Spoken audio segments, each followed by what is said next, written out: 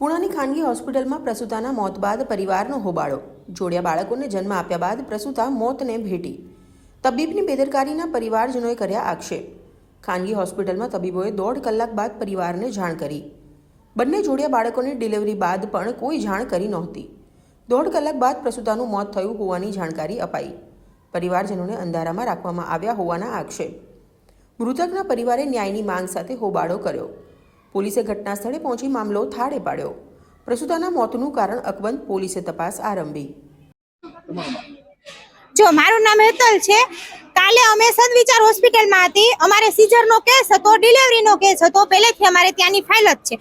ડોક્ટરની એટલી બેદરકારી છે કે અમારા હાથમાં અમારું પેશન્ટ નથી રહ્યું. બાળક અમારા સિરિયસ છે. ડોક્ટરે અમને પેશન્ટ નથી રહ્યું. અમારું પેશન્ટ વહી ગયા પછી 1.5 કલાક સિવાય અમને ડોક્ટરે કીધું નહીં કે તમારું પેશન્ટ ખલાસ થઈ ગયું છે. અમને ડોક્ટર પૂછવાય નથી આવ્યા, નથી અમને કાંઈ કર્યું.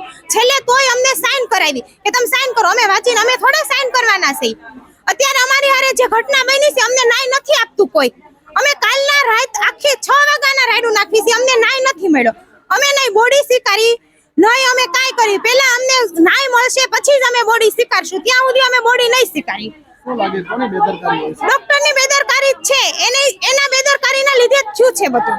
કેટલા સમયથી ટ્રીટમેન્ટ ચાલુ? ટ્રીટમેન્ટ એની શરૂ થયું જ્યાંથી એની ફાઇલ ન્યા છે. કાલ અમને ફાઇલે નથી આપી. ફાઇલ આખી ન્યા છે.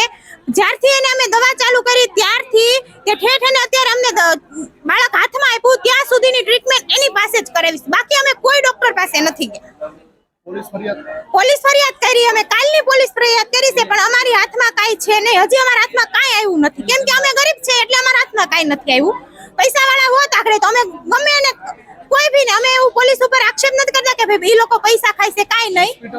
હોસ્પિટલનું નામ સદવિચાર હોસ્પિટલ છે. અર્ચના સર્કલ પાસે ત્યાં આવી છે, સીતાનગર રોડ પાસે. ડોક્ટર વીણા મેડમ એને કાલે પોલીસ બધા એને બચાવતા હતા. અમારું નો સાંભળ્યું. પોલીસ એને અમારી વચ્ચેથી બહાર કાઢીને લઈ જતા હતા. કેમ અમને ન્યાય નો આપ્યો એને? શું કામ? અમારી માંગ છે કે અમને માંગ આપો. અમારા 2 બાળક છે.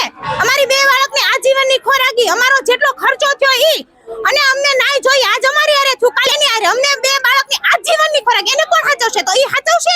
મેડમ સાચવશે 2 બાળકને આજીવન? તો અમે એને આપી દઈ.